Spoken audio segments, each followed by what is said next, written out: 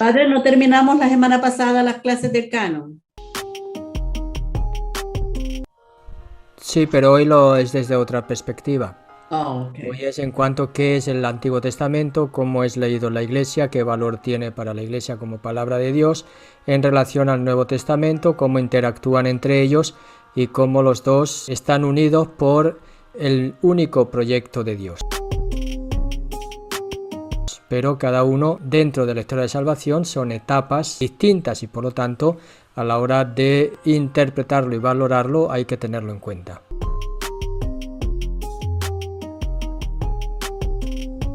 Hay algunos que citan el Antiguo Testamento tanto como el Nuevo con el mismo valor, sin ningún tipo de precisión y sin ningún tipo de matiz. Y hoy vamos a ver a grandes rasgos las dos grandes partes del canon bíblico que son el Antiguo Testamento y el Nuevo Testamento. La relación que hay entre ellos, qué importancia ha tenido el canon, el Antiguo y el Nuevo Testamento en la vida de la Iglesia. Y cómo se unen los dos en un único proyecto divino. Son distintas etapas, una etapa preparatoria y otra etapa de plenitud de la revelación. Por eso invocamos el don del Espíritu Santo, sabiendo que Él nos guía en este caminar. Ven, Espíritu Santo, llena los corazones de tus fieles y enciende en ellos el fuego de tu amor. Envía, Señor, tu Espíritu y serán creadas las cosas y renovarás la faz de la tierra. Oh Dios, que has iluminado los corazones de tus fieles con la luz del Espíritu Santo, concédenos el saber obrar, animados de este mismo Espíritu, para gustar siempre del bien y gozar siempre de su consuelo, por Jesucristo nuestro Señor. Amén. En el nombre del Padre, del Hijo y del Espíritu Santo.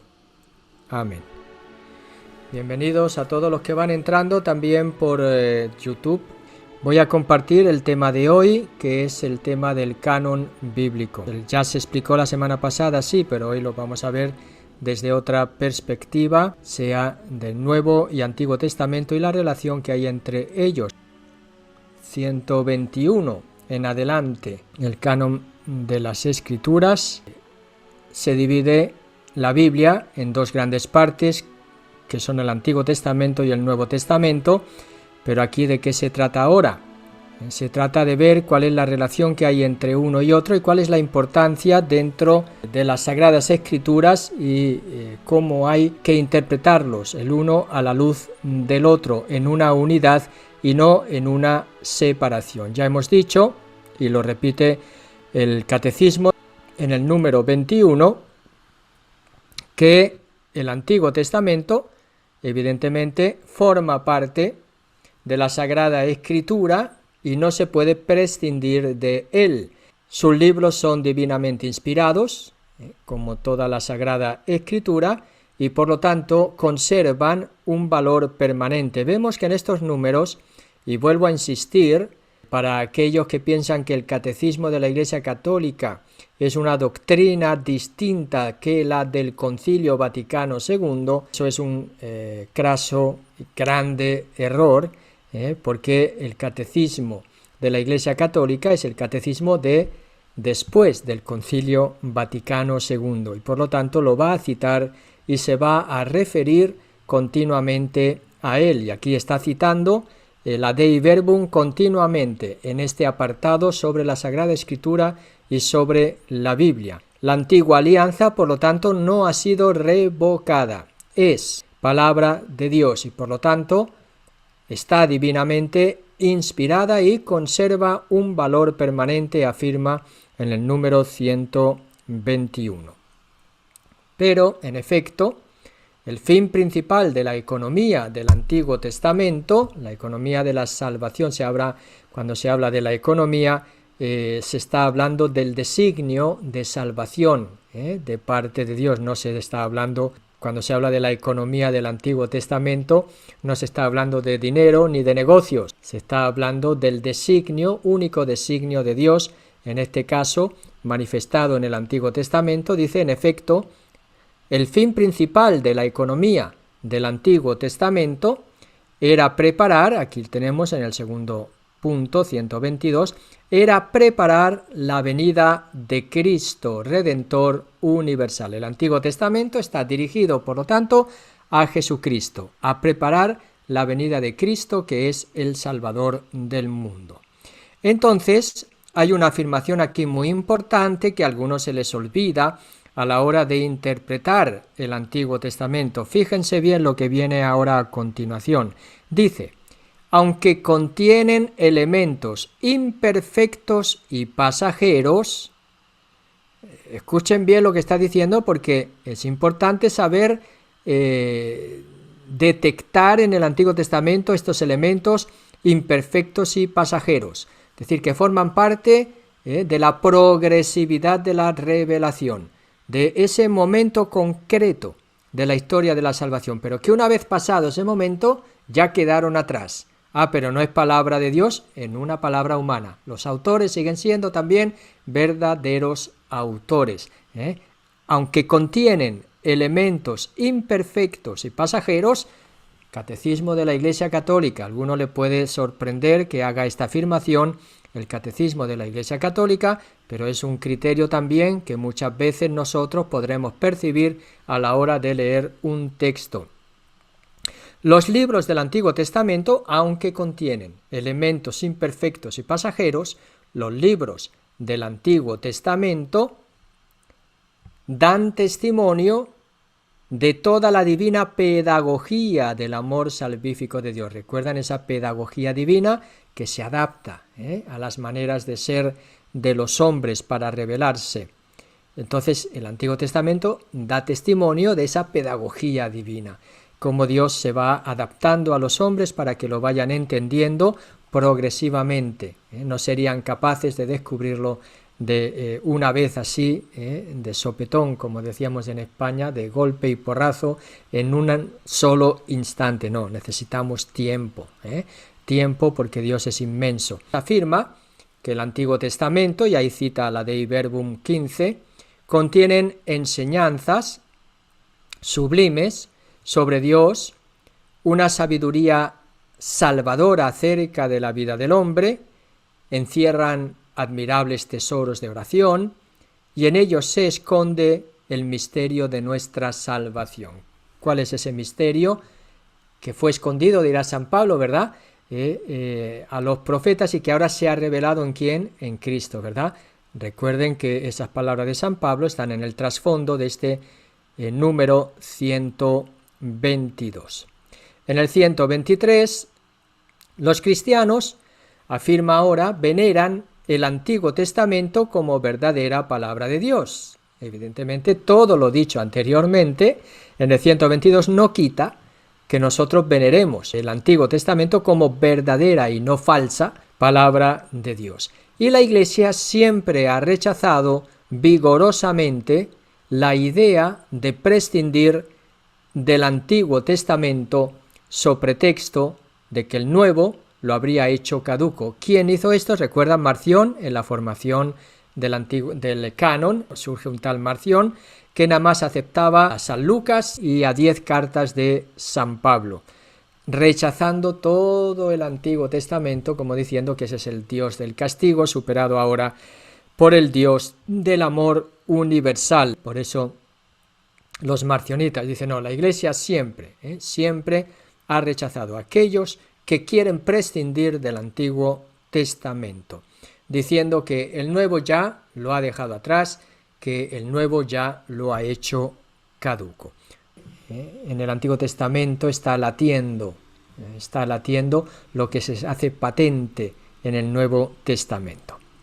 Y vamos ahora al Nuevo Testamento, que sigue en el número 124 y el 125. Entonces, si el Antiguo Testamento es verdaderamente palabra de Dios, prepara al Nuevo Testamento, vamos ahora a ver qué dice del Nuevo Testamento el Catecismo. Aquí en el 124 dice que la palabra de Dios, que es fuerza de Dios para la salvación del que cree, se encuentra y despliega su fuerza de modo privilegiado en el Nuevo Testamento.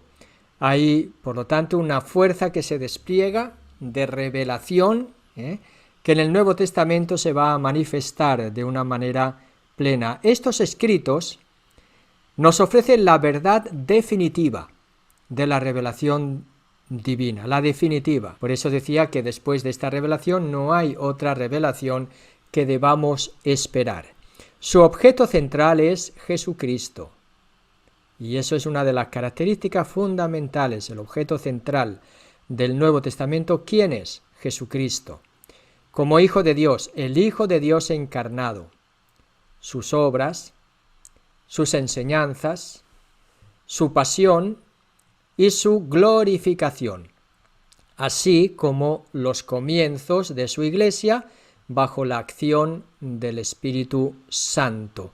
Pues ahí tenemos cuál es el objeto central del Nuevo Testamento, Jesucristo, el Hijo de Dios encarnado, con sus obras, enseñanzas, su pasión y su glorificación. Así también, solo Jesucristo, los comienzos de la Iglesia, su cuerpo místico, así como los comienzos de su Iglesia bajo la acción del Espíritu Santo. 124. En el 125 va a decir que los evangelios, por lo tanto, que son el corazón de todas las escrituras.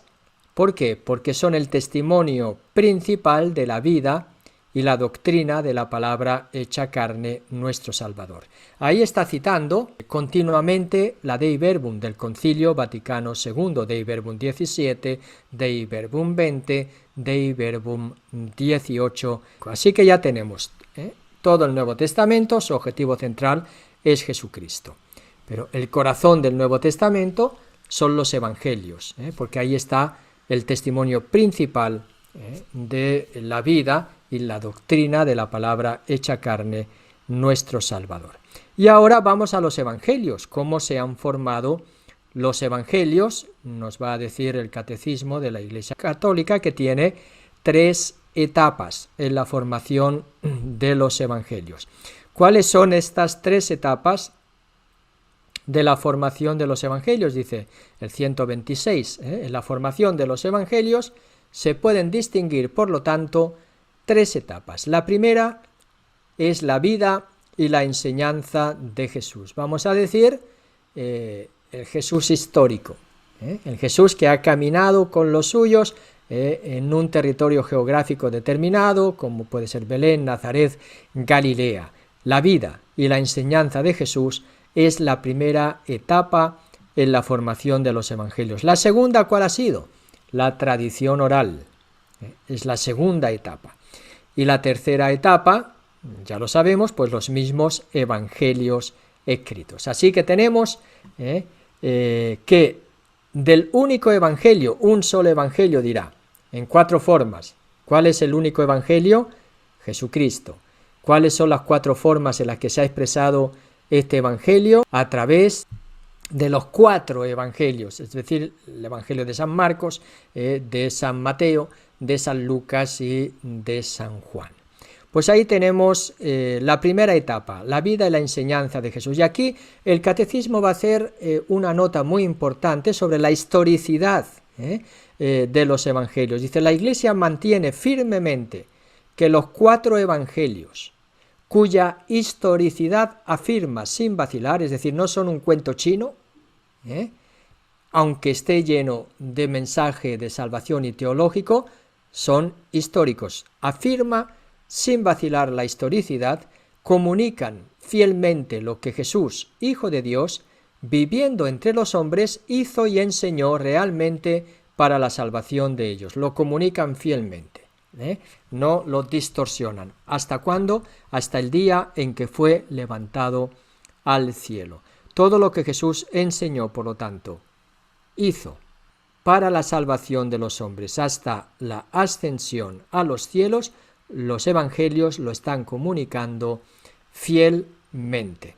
Es una afirmación, evidentemente detrás de esto hay toda una fe y también hay toda una teología fundamental sobre y un estudio que también desde el punto de vista histórico se puede afirmar ese mensaje fundamental de Jesús. La tradición oral, segunda etapa. ¿Cuál es esta tradición oral y en qué consiste? Los apóstoles, ciertamente, después de la ascensión del Señor, predicaron a sus oyentes lo que él había dicho y obrado.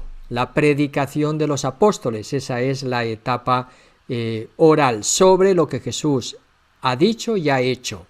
Dice, pero lo explicaron con una inteligencia particular, es decir, guiados por los acontecimientos gloriosos de Cristo y por la luz del Espíritu Santo. Por eso dice que predicaron a sus oyentes lo que él había dicho y obrado con aquella crecida inteligencia de que ellos gozaban, instruidos y guiados por los acontecimientos gloriosos de Cristo y por la luz del Espíritu de verdad. La Iglesia siempre ha tenido esta fe de sentirse guiada por el Espíritu Santo. Y la vida de Jesús toda entera, desde su inicio hasta el final, ha tenido una luz especial desde los acontecimientos gloriosos de Cristo. Recuerdan que cuando estudiábamos los Evangelios decíamos que la resurrección ha quitado el velo de la comprensión de la persona de Cristo, dos velos, y el velo de la comprensión del Antiguo Testamento. Ahí está la tradición oral, la predicación, es decir, el querigma, que se va a referir a toda la vida, pasión, muerte y resurrección y ascensión a los cielos de Jesús. Esta es la etapa de tradición oral, no se escribía todavía. Con el tiempo empezaron ya a escribirse los dichos, los milagros, a narrarse, y eso se desembocó en esta tercera etapa, que son los evangelios escritos, aquí la tercera etapa. Los autores sagrados escribieron los 4 evangelios. ¿Y qué escribieron? Quisieron escribir todo lo que Jesús dijo, todo lo que Jesús... No todo. Dice, escribieron los 4 evangelios escogiendo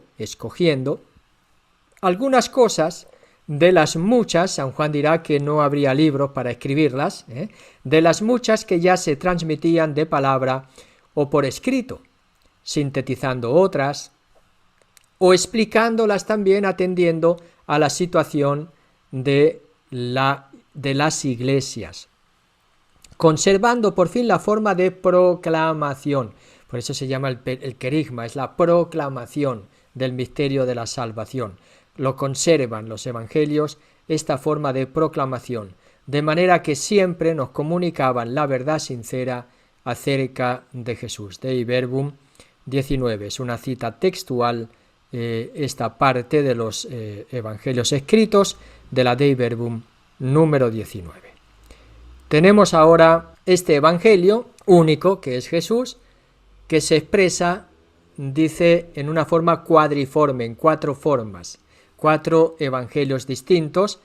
¿Y de dónde viene que sean distintos? Pero no es la única historia así, pero las situaciones de las iglesias a las que se dirigen son distintas, explicándolas, ¿verdad? Sintetizando. Quien hace estas obras son distintas personas, por lo tanto tienen distintas maneras de percibir la importancia de unas cosas, la importancia de otras, cómo lo van a narrar, cómo lo van a explicar, según el mensaje que quieren comunicar.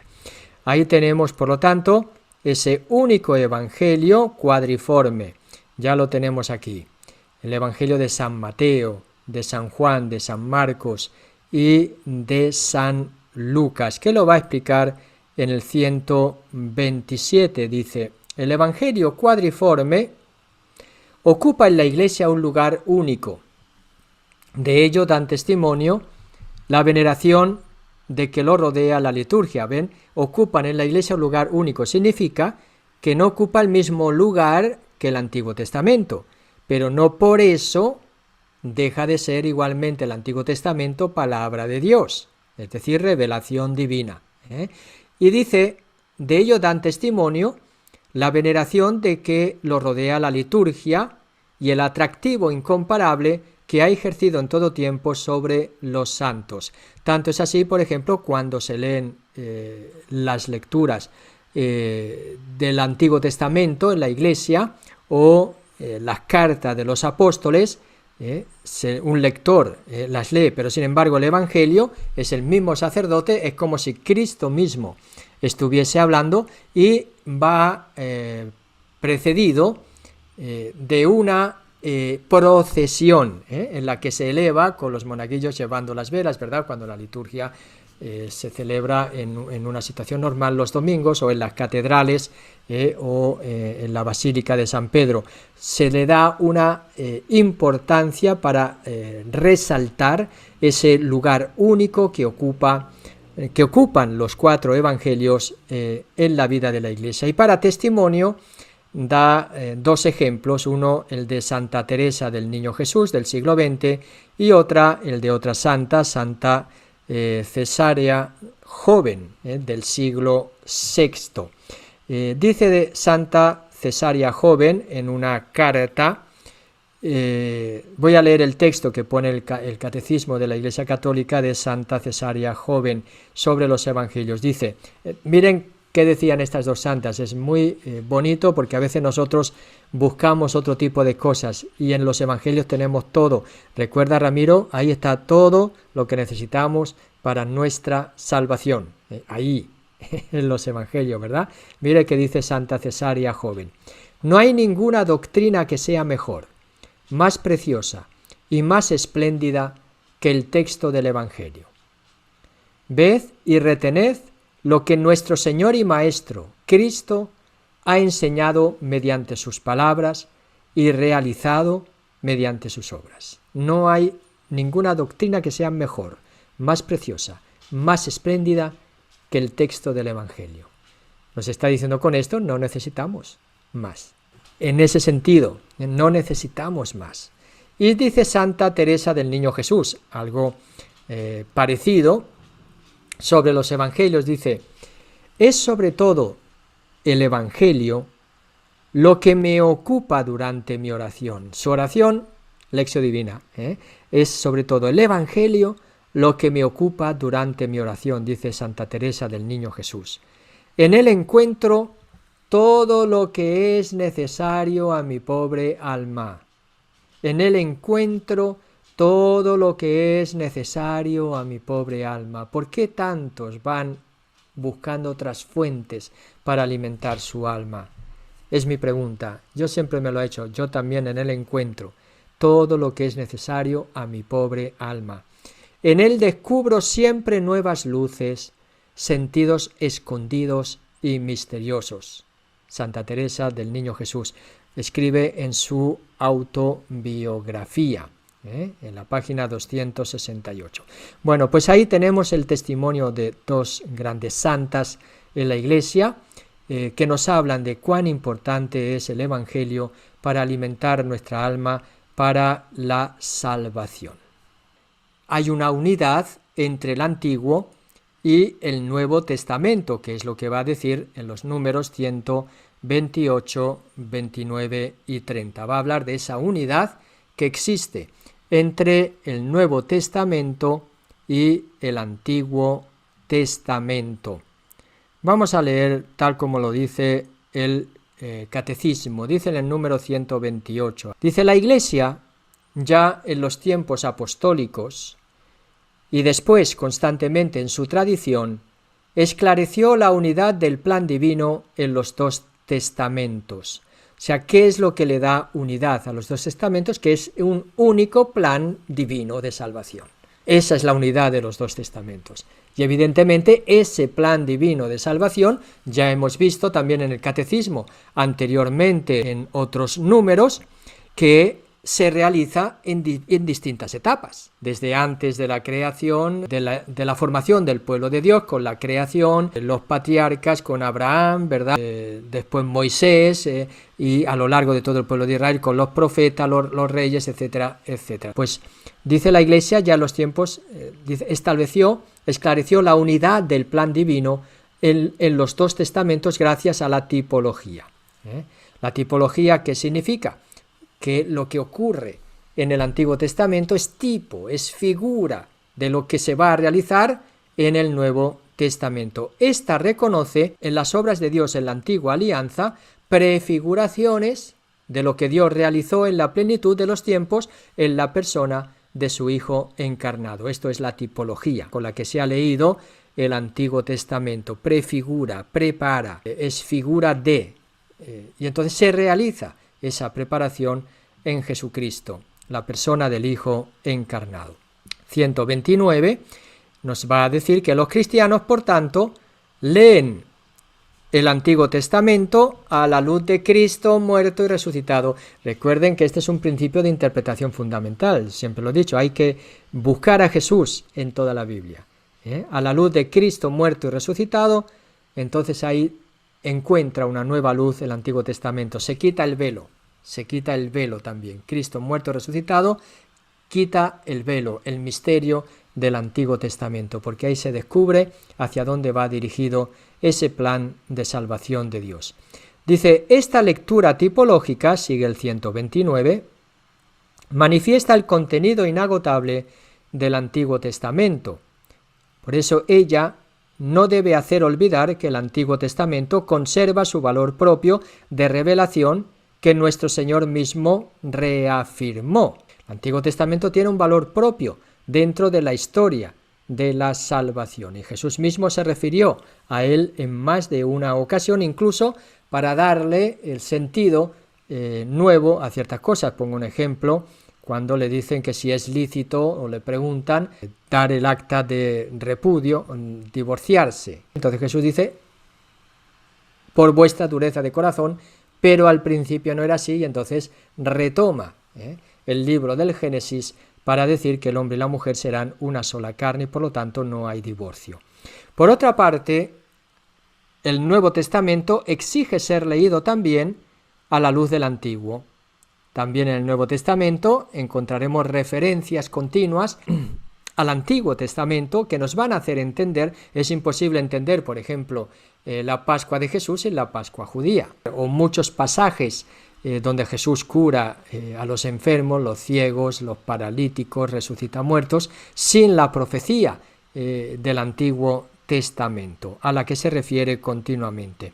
La catequesis cristiana, sigue el 129, la catequesis cristiana primitiva recurrirá constantemente al Antiguo Testamento para explicar el misterio de Jesús. Según un viejo adagio, y ahí viene ese adagio, el Nuevo Testamento está escondido en el Antiguo, mientras que el Antiguo se hace manifiesto en el Nuevo.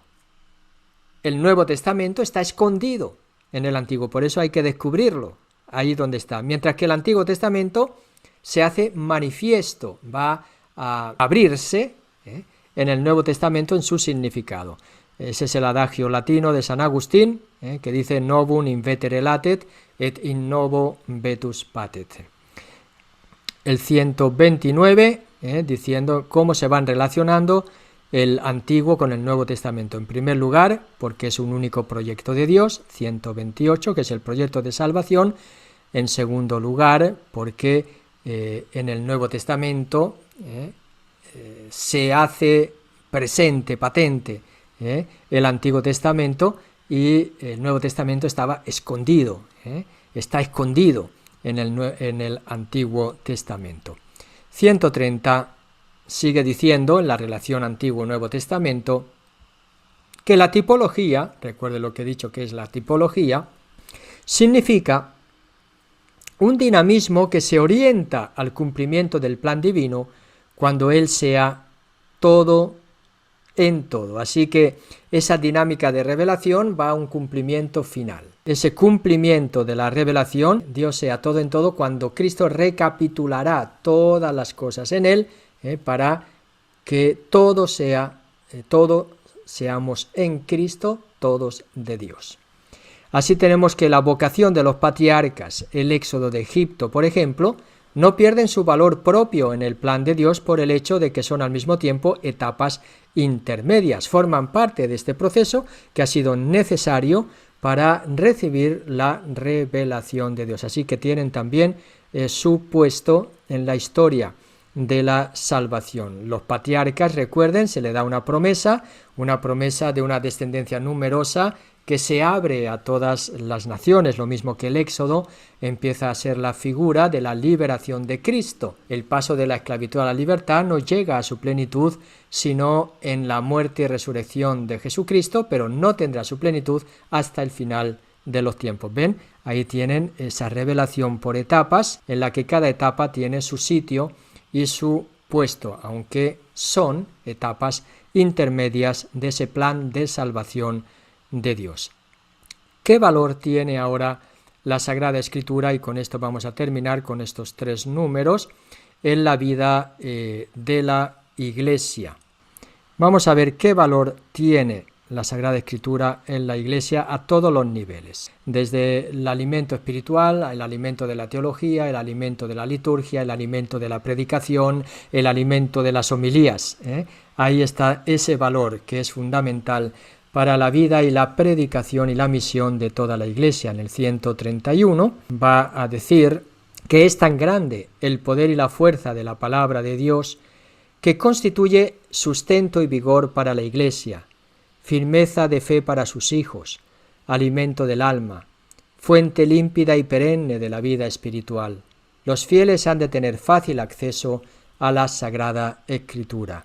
Este número nos está diciendo, citando la Dei Verbum 21 y citando la Dei Verbum 22, cuán importante es para la fe, para el alma, para la vida espiritual la Escritura, y por lo tanto todos tenemos que tener fácil acceso a la Sagrada Escritura. Eso es muy importante, la afirmación del Catecismo, que viene también como afirmación del Concilio Vaticano II. En el 132 cita la Dei Verbum 24 y dice que la Sagrada Escritura debe ser como el alma de la Sagrada Teología.